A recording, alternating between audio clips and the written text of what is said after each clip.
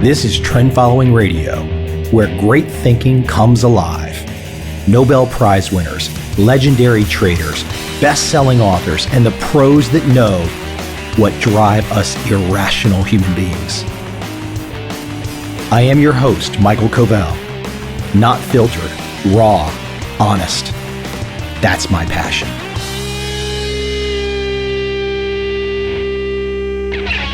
I get an absolute ton of email from really bright people, very passionate people that often like what I do and usually give me feedback that make me see my world from a different perspective.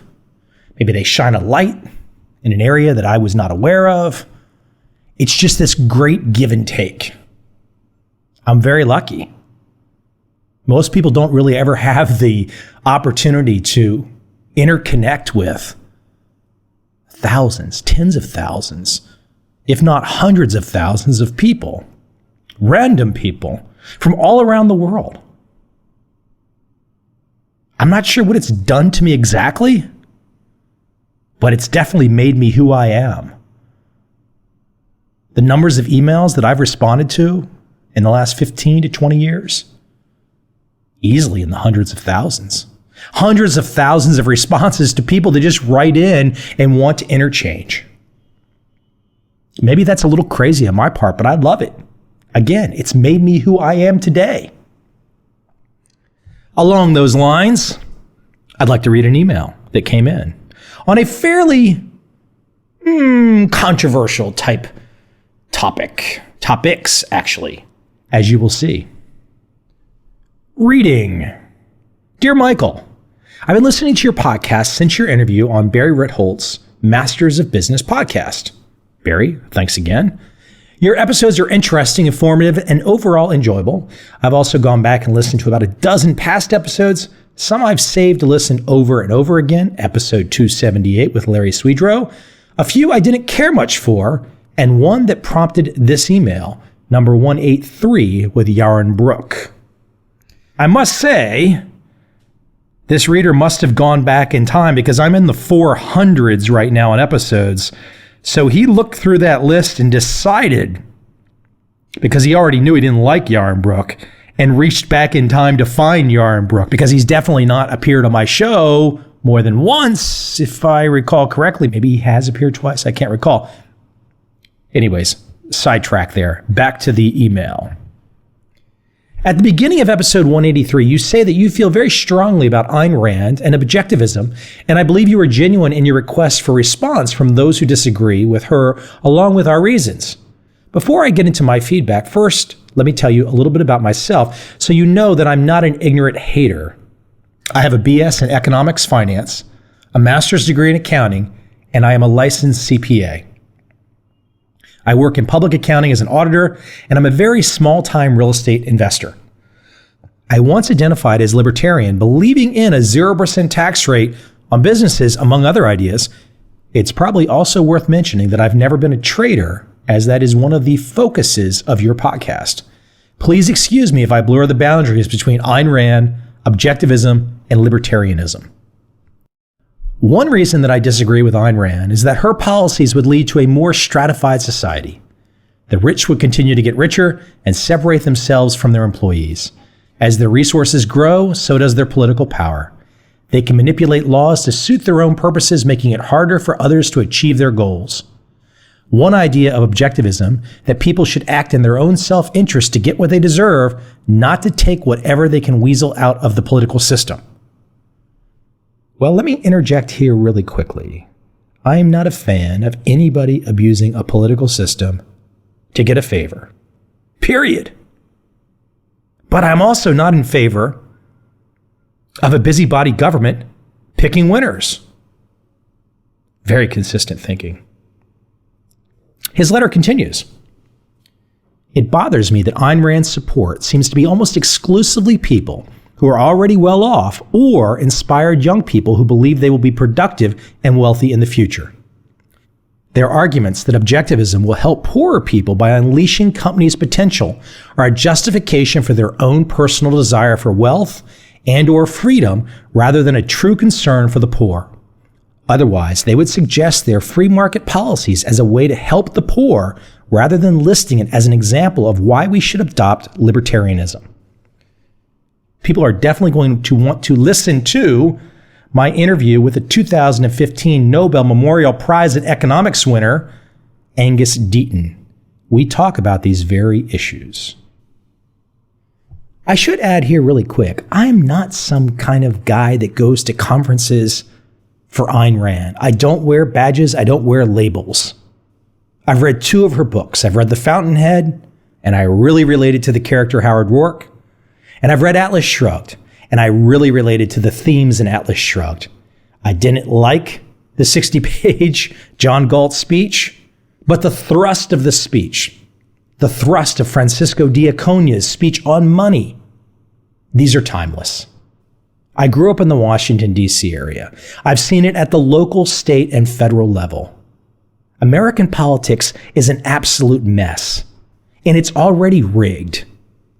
Whether it's rigged for the poor or it's rigged for the rich, it's rigged by whoever's in office to help whoever the hell they want to help. That's our system. Back to the letter. Let me continue. This leads into the minimum wage. Yaron gave an example of the government interfering with a private agreement between a person and an employer because their agreed upon wage was below the regulated minimum wage. The person would be better off with the lower wage because he would learn the skills that would help him get promoted, earn more money, and maybe eventually become an entrepreneur. This is nonsense to me for 3 reasons. Number 1, in real life, there would be several applicants for this unskilled job, and they would race to the bottom with the applicant who is willing to work for the least amount of money getting the job. Price theory would suggest the winning applicant would be the one with the lowest cost as an employee to work, and his or her profit as an employee, the difference between the wage and cost to work, would approach 0, especially during worse economic times. Number 2, the jobs that would pay below minimum wage today are unskilled, dead-end jobs. Cleaners, cashiers, and farm workers are not going to learn the skills on the job to become more productive. They may go into the job capable of doing more, but they won't come out more skilled. Number 3, if the business owner can't afford to pay a poor employee just a little bit more so that employee can afford basic life necessities, food, clothing, house, healthcare of some sort, then the business is a crappy one and probably shouldn't continue to exist. Better to free the entrepreneur to start a more successful business. Now, I should interject here. Number 3 is simply one man's subjective opinion with absolutely no measurable definition at all. None. If a business owner can't afford to pay a poor employee just a little bit more, what is just a little bit more? If you don't define it, you're just as guilty as who you criticize because you're afraid to define it, because that opens up a can of worms. The basic life necessities, food, clothing, housing, healthcare, define these. Put numbers on these. And as you will hear in my upcoming podcast episode, the poverty line is really interesting. You can be just below it or just above it. And if you're just above it, are you really that much better than the guy that's just below it? Again, in a future episode, Angus Deaton talks about this very issue. And one more final comment. A crappy business. Look, if somebody has a business that's picking oranges and it's just labor, I don't know why that's a crappy business. It's not my choice, but someone wants that as a business and it makes money. So be it. But just to put the crappy subjective label, and you want me to come over to your side and understand your point of view, but all we've got here is personal opinion, we're not really getting close. The letter continues. I don't remember hearing it in the interview, but a common argument is that regulations are strangling businesses. Remove them and the economy will flourish. Yes, there are many illogical, annoying regulations, but the idea behind regulation is to protect others who would otherwise not be protected. Properly disposing of waste may be costly and unproductive, but the idea is to prevent companies from acting in their best interest and destroying the environment for others' enjoyment or even economic benefit. Think tourism. Not locking employees in factories to prevent them from leaving early is another regulation that prevents one's self-interest from harming another. Proper labeling of food, proper storage of perishable food, proper sanitation in food processing areas, restrictions against what can go into food, these prevent us from getting sick. The government can remove all regulations and jobs will be created, but at what cost? I'm sure you see plenty of examples in Asia of how lack of regulations, regulators, or adherence to regulations harms society more than it helps. I'm not advocating implementing more regulations or keeping the ones we have, but I'm in favor of weighing the harm of a regulation on businesses against the harm the lack of regulation will have on other businesses and people. Well, that last part, I'm not disagreeing. But saying that I'm fond of many of the messages in Atlas Shrugged and that I'm fond of many of the messages in The Fountainhead does not make me against that last paragraph that I just read. I will add, though, as much as everyone despises what goes on in Beijing when it comes to pollution, and I've been there, I haven't really been there when it's bad, though. Nobody wants that. Nobody wants that kind of pollution. But at some stage of the game, market forces, I like to hope, will fix that. I can guess right now that New York City was no walk in the park in the mid-1800s. It was probably an absolute mess. Now, one of the issues here becomes, does regulation, more government, fix it, or do market forces fix it? I've been in plenty of areas in Asia where food is an interesting debate and discussion because regulation is clearly less than the States. So what happens? Well, the good places deliver quality, and people go there and they pay extra for the quality. And perhaps people with less money, they will pay for less quality. But it really is driven by market forces in many instances in Asian countries, and I'm sure in other countries as well, where there is less government, less regulation. The cream does rise to the top. I like to believe in the good of the human spirit. I like to believe in the good of humanity. I'm not some Pollyanna, and I'm not sitting here trying to say we don't need some regulation here and there. Absolutely. Just don't draw all the inferences just because I had a guest on who happens to see many strong arguments, strong positive arguments in Ayn Rand. Back to the letter. During the interview, you or Yaron made a mention of how much Asia's economy has boomed, attributable to some free market principles.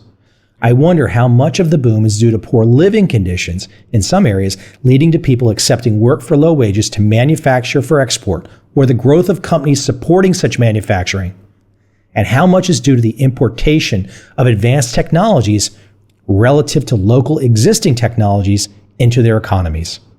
Again, I enjoy your podcast. I will keep listening, but I may skip the episodes with libertarian themes. Keep up the good work. Regards. Well, I hope I was not too strong with in my responses back. I think he definitely wants to have a give and take. If you want to talk details, then you've got to put numbers out there.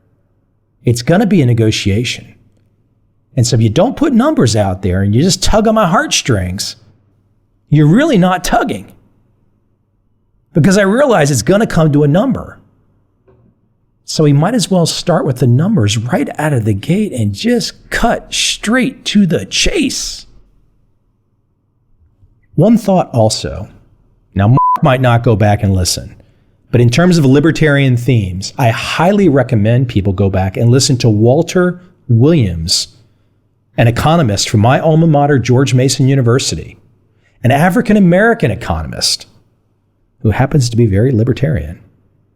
And listen to his views on the minimum wage. Really gives a nice perspective and a nice rebuttal to Mark's letter. And on top of Walter Williams' podcast episode, I'd like to read a great piece on the minimum wage. Fantastic food for thought. This is called The Case Against the Minimum Wage by Daniel Bayer. There's a lot that economists don't agree on. Monetary policy, tax policy, environmental and energy policy, and a host of other complicated and obscure issues. So when you do find overwhelming agreement among expert economists on a particular subject, there's good reason to sit up and pay attention, particularly when it contradicts what the vast majority of lay people believe. This is the lesson that Barack Obama has yet to take to heart, and we've seen glaring examples of it in his State of the Union addresses, which are often dedicated to job creation plans. In these, the president has proposed raising the federal minimum wage from $7.25 to $9 per hour. If this seems like a good idea to you, you're not alone. Polls show that the public consistently supports raising the minimum wage by a lot. But you would be rather lonely if you tried to press this idea in nearly any economics department in the country. In fact, 79% of all economists agree that the minimum wage increases unemployment among the young and unskilled, and there are sound theoretical and empirical reasons why. The short explanation, which I wish more politicians understood, is that prices are not arbitrary. They convey real information about underlying scarcity.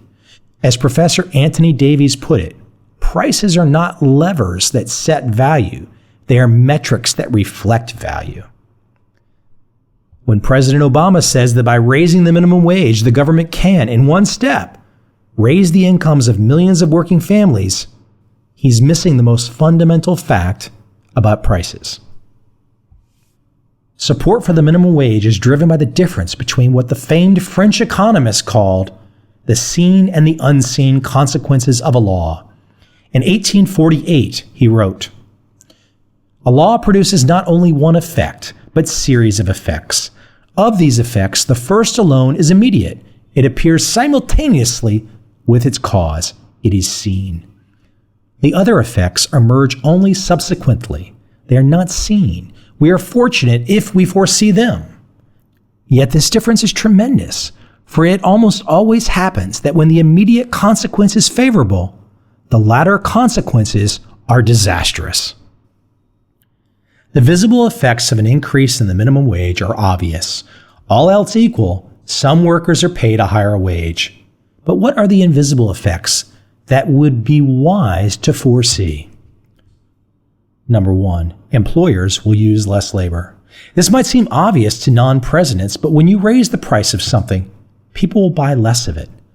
By increasing the cost of unskilled labor, employers are encouraged to invest in more capital, machines, equipment, technology, and in higher skilled, more experienced, more productive workers. If you make labor more expensive, employers will find ways to make sure that the marginal product of that labor will be equivalent to its cost by increasing productivity with more skilled workers or more capital equipment. Number two, unemployment among unskilled workers will rise. Workers who are making the minimum legal amount are, by definition, on the margin of employment. They tend to be disproportionately young, uneducated, inexperienced, and unskilled. If you raise the cost of employing them by what market rate for their skills are, you will price them out of the labor market. Price floors, lower limits on what people can charge for a good or service, work the same in every market. They create surpluses reflecting the difference between the amount supplied at a given price and the amount demanded. A surplus of labor is unemployment. When the minimum wage is raised, in practice, these effects need not manifest themselves in the immediate termination of any employee making below the new minimum wage, although it may well lead to the letting go of the least productive workers. Rather, what is more likely is that it will be harder for young and unskilled people to get hired in the first place, as they compete for entry-level jobs in the market. Anyone who isn't skilled or experienced enough to produce as much in output per hour as the minimum wage requires they be paid for the work simply will not get a job.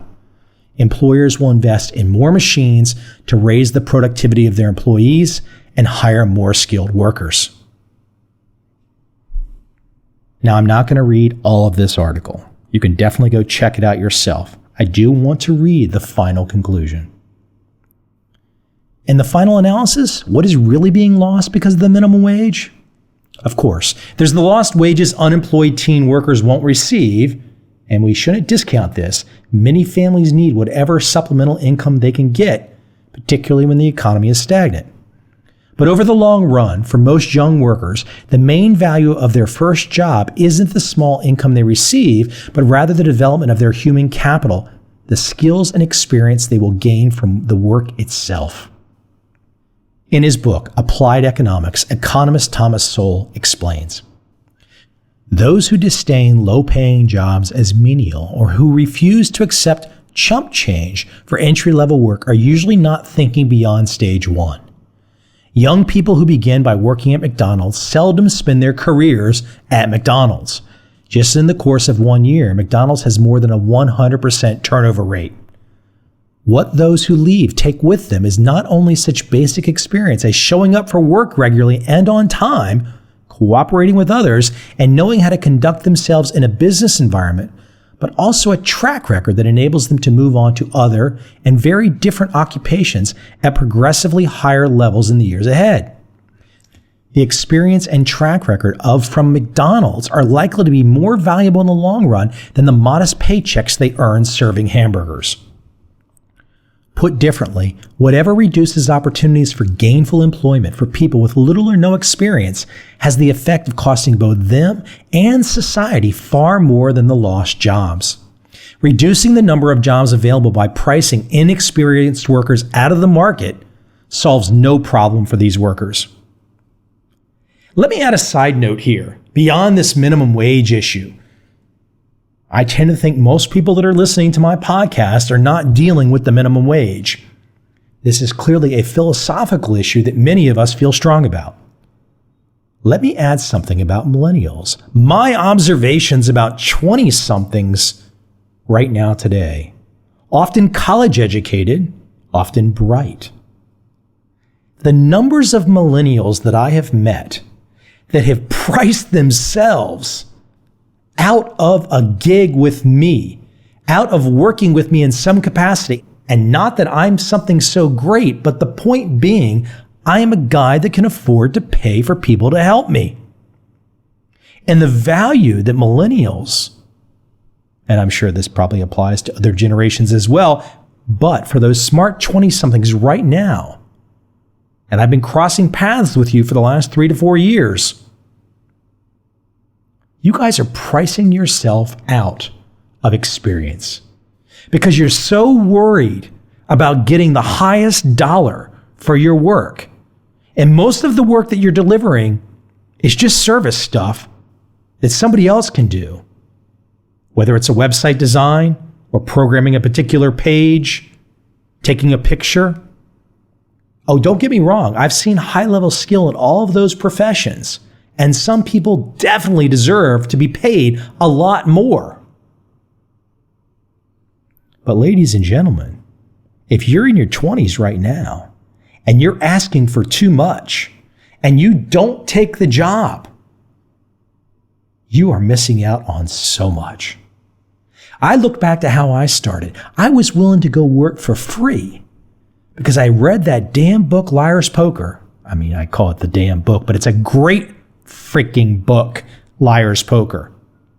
Starting in the mailroom at Salomon Brothers.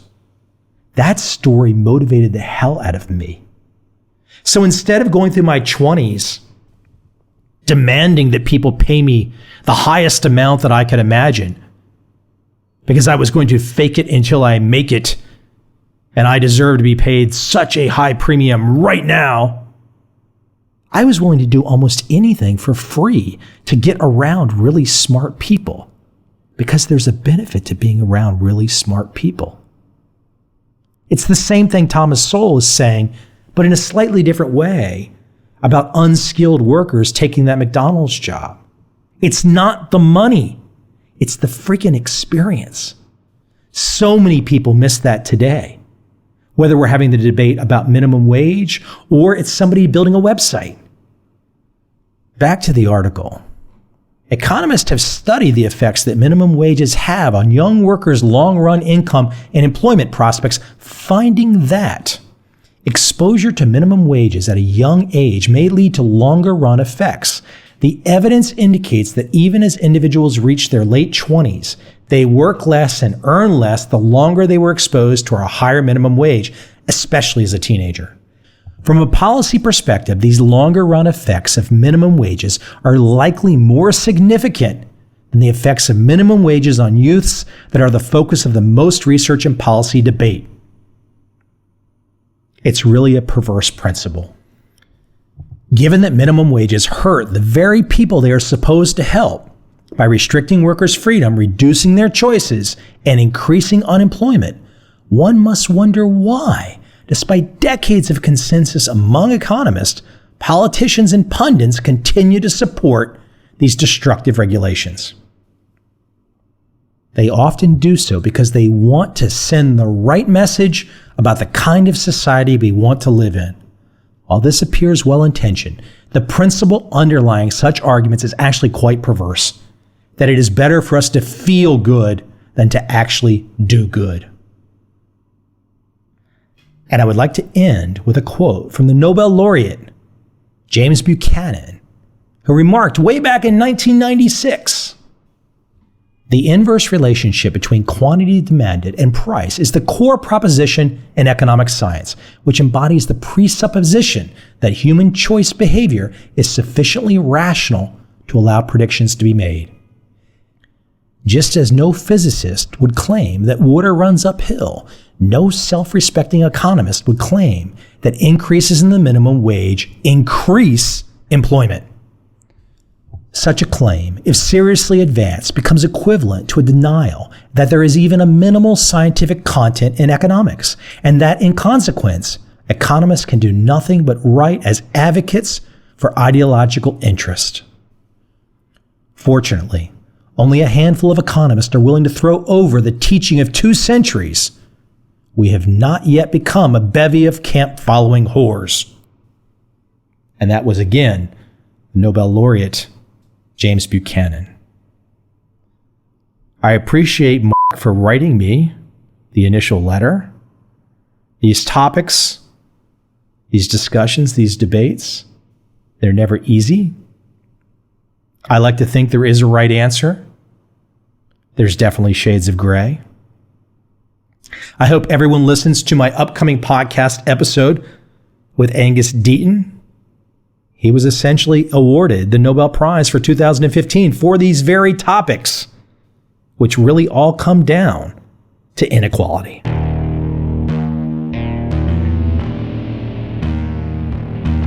I see a time when those awake will understand how to make money in up, down, and surprise markets.